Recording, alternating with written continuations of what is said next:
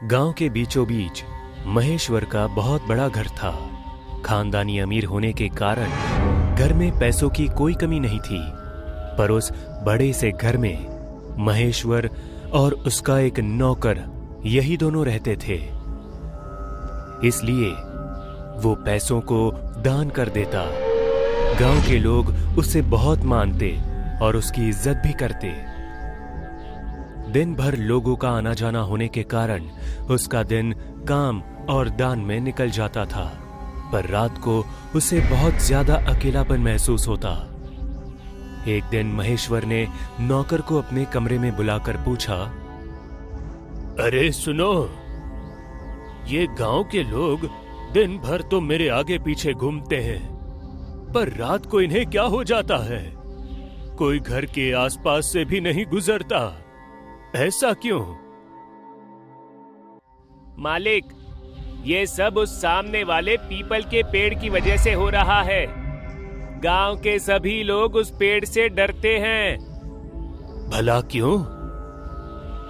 क्योंकि गांव वालों का यह कहना है कि रात के समय उस पेड़ पर एक चुड़ैल का सिर लटकता दिखाई देता है। क्या बकवास है, ऐसा कुछ नहीं होता। नहीं मालिक, ऐसा ही है। कुछ दिन पहले मैं गलती से रात को बाहर चला गया था और अचानक मेरी नजर पीपल के पेड़ पर पड़ी। मैंने देखा कि जमीन पर किसी के सिर की परछाई पड़ी है। मैं डर के मारे भागा और सीधा अंदर आ गया। अरे तुमने कुछ और देखा होगा डरपोक।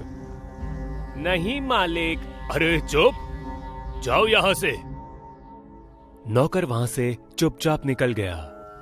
महेश्वर अपने कमरे की खिड़की से उस पेड़ को देखने लगा। नौकर की कहानी की वजह से आज उसे वो पेड़ थोड़ा अलग नजर आ रहा था। चुड़ैल का सच जानने के लिए उसने खुद उस पेड़ के पास जाने का फैसला किया। महेश्वर धीरे धीरे उस पेड़ की तरफ बढ़ रहा था। वो पीपल का पेड़ चांद की हल्की रोशनी में बिल्कुल शांत और डरावना दिखाई दे रहा था। जैसे ही वो पेड़ के थोड़े नजदीक पहुंचा, उसे जमीन पर कुछ साया सा दिखने लगा। वो थोड़ा डर गया, पर हिम्मत करके आगे बढ़ता रहा। महेश्वर पेड़ के पास पहुंचा। उसे वो कटे हुए सिर की परछाई साफ दिखाई देने लगी। उसने परछाई को ध्यान से देखकर ऊपर पेड़ की तरफ देखा। पेड़ पर कुछ भी अलग ना दिखने के कारण वो डर के मारे सोच में पड़ गया। तभी अचानक पेड़ से खून टपकने लगा और वो परछाई हिलने लगी। कुछ देर बाद चुड़ैल का डरावना सिर जमीन को चीरते हुए बाहर आने लगा। महेश्वर बुरी तरह से डर गया और घर की तरफ भागा। चुड़ैल के सिर ने महेश्वर का पीछा किया, पर पेड़ की परछाई के बाहर वो नहीं आ पाया। महेश्वर हांफते हुए घर के अंदर पहुंचा। नौकर महेश्वर को देखकर डर गया। अरे क्या हुआ मालिक? वो चुड़ैल का सिर मेरा पीछा कर रहा था। आप इतनी रात को बाहर गए ही क्यों थे? आपको कहा था ना मैंने।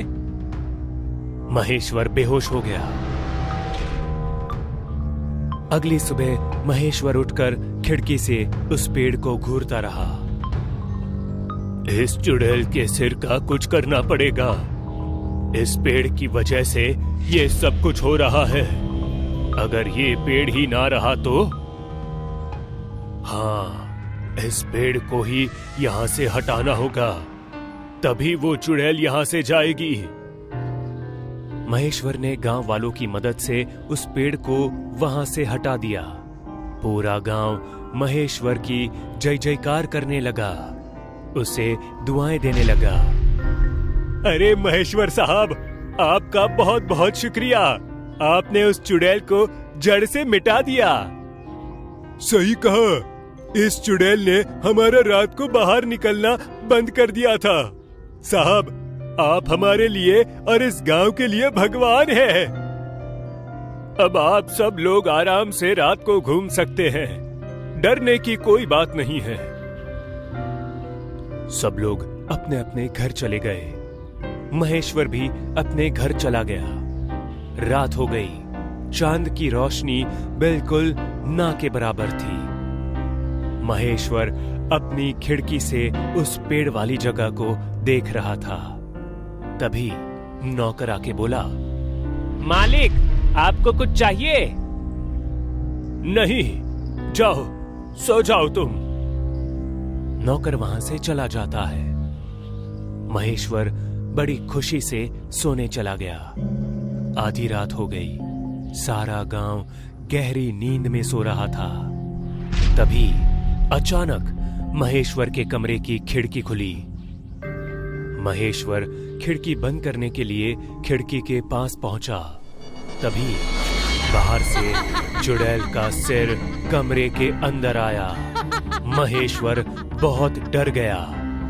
महेश्वर डर के मारे बेड पर चढ़ गया। चुड़ैल का सिर जोरों जोरों से हंसने लगा और उसके ऊपर घूमने लगा। महेश्वर रोते हुए चिल्लाने लगा, पर उसकी आवाज कोई नहीं सुन पा रहा था। तूने मुझसे मेरा घर छीना, अब मैं तुझसे तेरा घर छीनूंगी।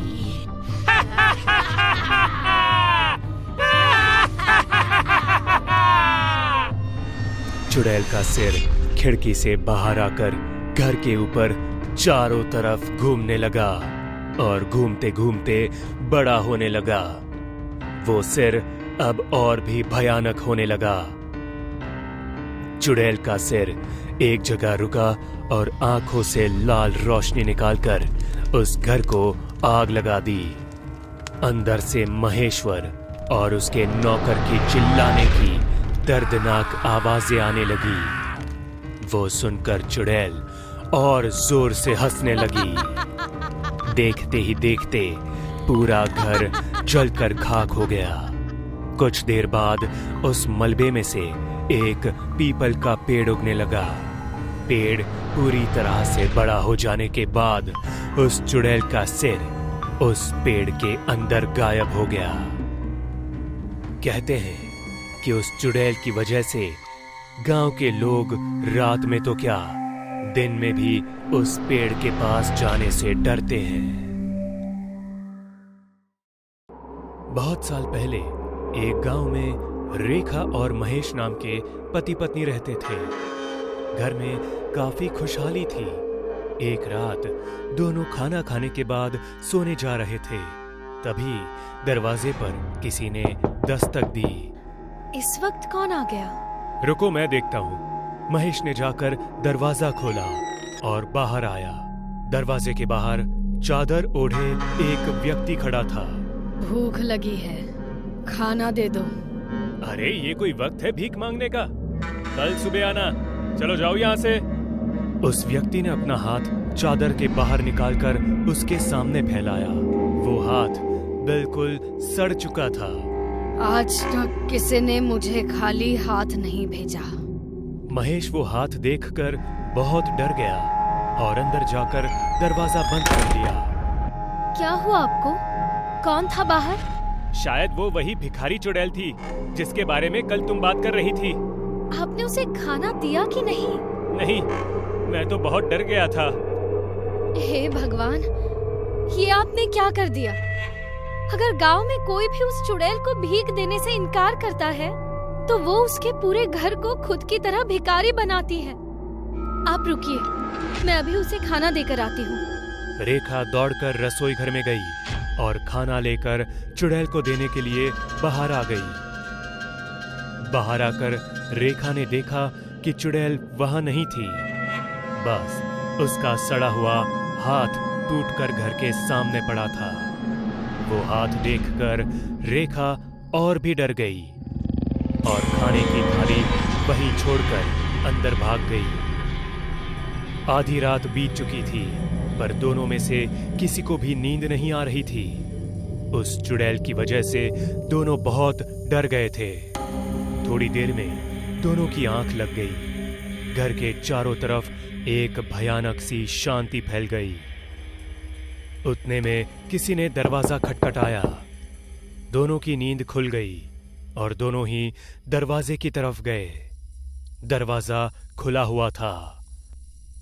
दोनों धीरे से घर के बाहर आए, पर बाहर कोई भी नहीं था।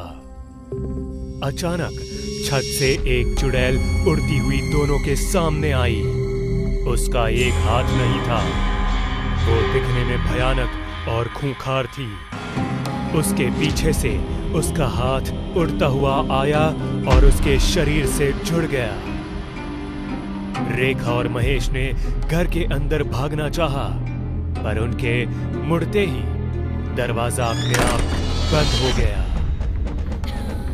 चुड़ैल जोर जोर से हंसने लगी। दोनों ही बुरी तरह से डर गए थे। तुमने मुझे भीख ना देकर बहुत बड़ी गलती की है। अब तुम लोग भी मेरी तरह बेघर होकर सारी जिंदगी भीख मांगोगे। चुड़ैल ने रेखा और महेश को हवा में उठा लिया और घर को धीरे धीरे गायब करने लगी। घर को पूरी तरह से गायब करने के बाद दोनों को जमीन पर पटक दिया और जोर जोर से हंसने लगी। रेखा और महेश घर की दिशा में भागे, पर घर वहां से गायब हो चुका था।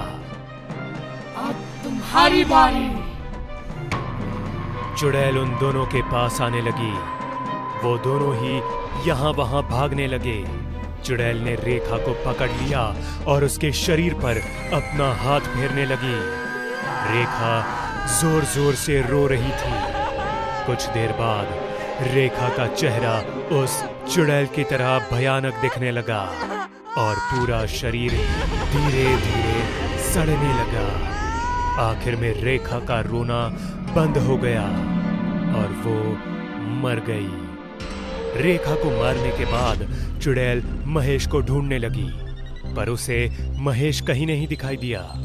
वो भाग गया ये सोचकर चुड़ैल वहां से चली गई। रेखा, जो कि बाहर से पूरी तरह से चुड़ैल बन चुकी थी, वहीं पर मरी पड़ी थी।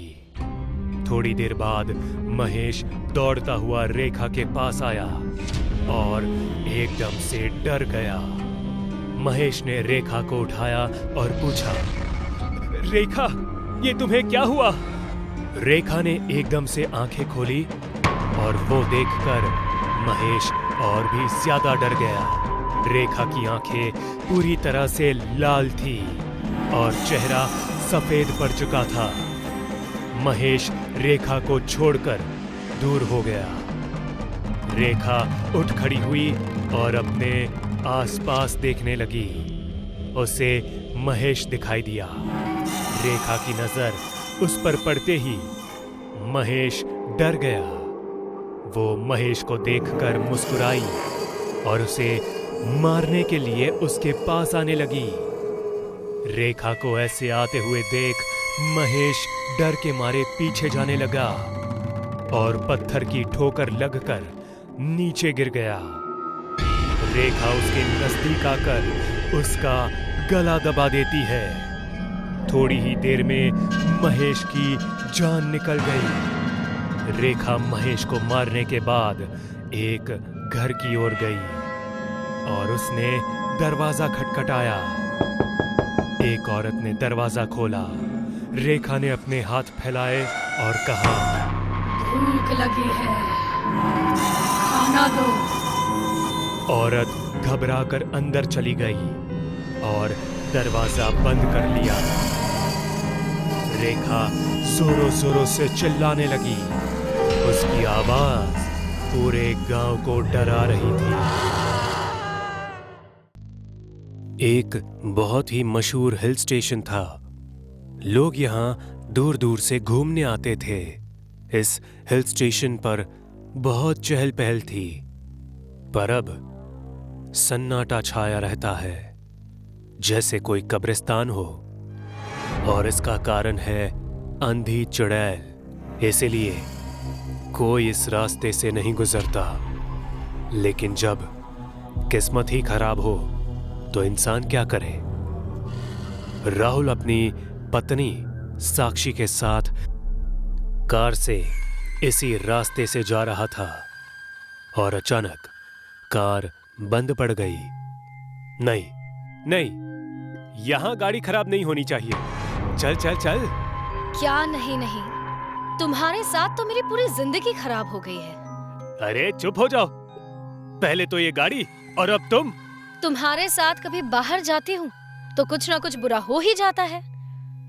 वैसे तुम्हें पता तो है ना राहुल, यहाँ अंधी चुड़ैल रहती है। हाँ हाँ, मुझे सब पता है। वो अंधी चुड़ैल लोगों को मार देती है। अब चुपचाप मेरी बात सुनो और गाड़ी से निकलो, यहाँ हमारी जान को खतरा है। दोनों कार से निकलकर चलने लगते हैं। दोनों पति पत्नी देवी माँ के मंदिर के पास पहुंच जाते हैं। चल चल के दोनों ही थक चुके थे। वो मंदिर के बाहर बैठ जाते हैं और ना जाने कब दोनों की आंख लग जाती है। साक्षी की आंखें खुलती है। वो हिल स्टेशन के ऊपर होती है और उसी के सामने अंधी चुड़ैल खड़ी होती है। ये देख साक्षी चीखने ही वाली होती है कि तभी राहुल साक्षी का मुंह बंद कर देता है। चीखना मत, वो अंधी चुड़ैल हम दोनों को देख नहीं सकती। राहुल, हम ऊपर कैसे आए? मुझे नहीं पता, बस हमें यहाँ से निकलना है।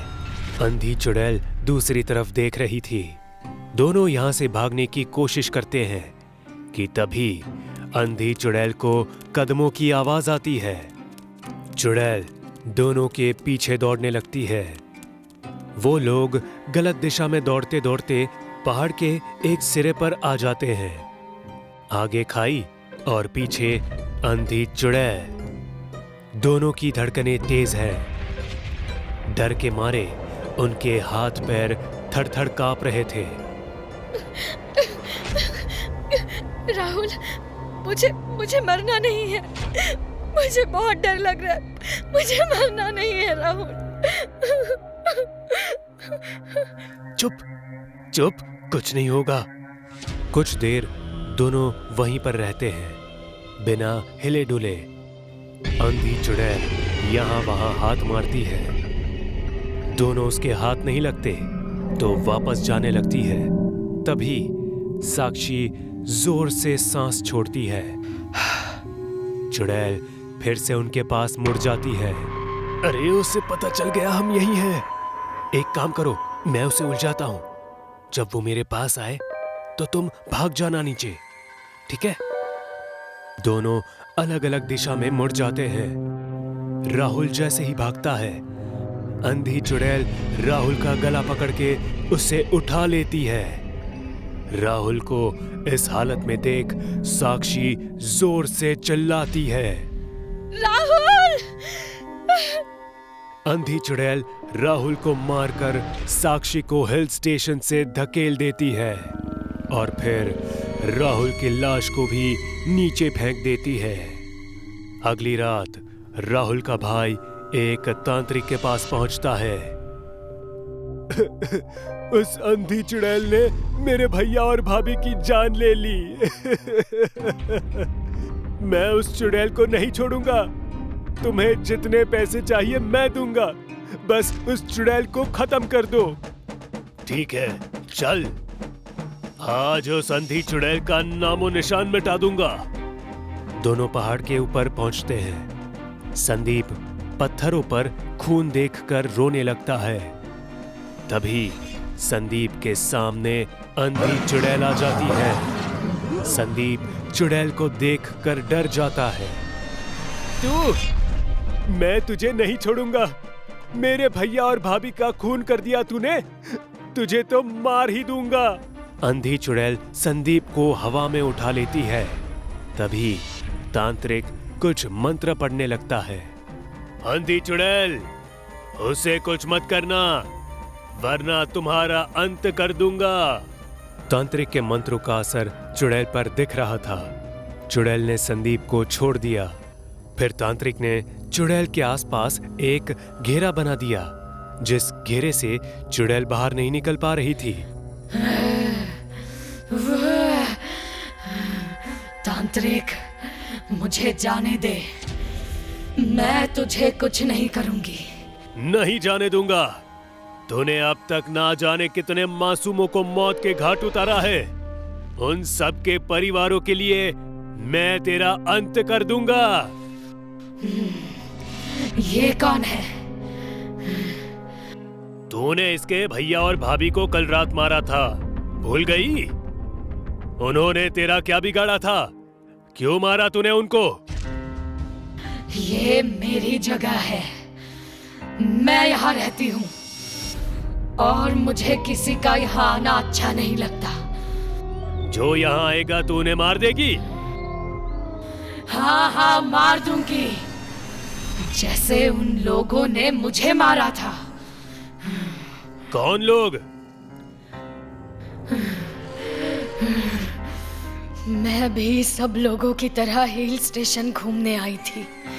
कुछ लड़के मेरा पीछा कर रहे थे।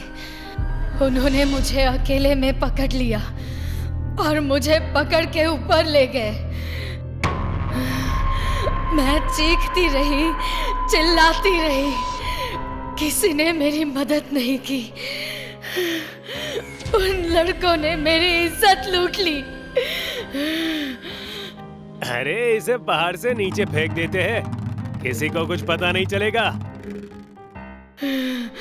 उन लड़कों ने अपना गुनाह छुपाने के लिए मुझे जिंदा ही पहाड़ से नीचे फेंक दिया। तब से मैं यही रहती हूँ, चुड़ैल बनकर। अब यही मेरा घर है। यहाँ जो भी आएगा मैं उसे मार दूंगी, मार दूंगी। बोल तांत्रिक, मेरी क्या गलती थी? मुझे क्यों मारा गया? तांत्रिक चुड़ैल की बातें सुनकर मंत्रों का जाप बंद कर देता है। चुड़ैल मौका देखकर तांत्रिक के गले पे हमला करती है। तांत्रिक फिर से मंत्र पढ़ने की कोशिश करता है, पर अब वो कुछ नहीं कर पाता और फिर चुड़ैल तांत्रिक को मार देती है। ये हिल स्टेशन मेरा है, कोई यहाँ जिंदा नहीं बचेगा। संदीप पीछे देख देख कर भाग रहा होता है। अंधी चुड़ैल संदीप के सामने आके खड़ी हो जाती है और उसका गला दबोच लेती है। मुझे जाने दो, मुझे जाने दो। चुड़ैल संदीप का गला छोड़ देती है। वो जमीन पर बैठ गिरता है। तभी चुड़ैल अपने पैर से संदीप का सिर कुचल देती है। ये हिल स्टेशन मेरा है, यहाँ जो भी आएगा मारा जाएगा।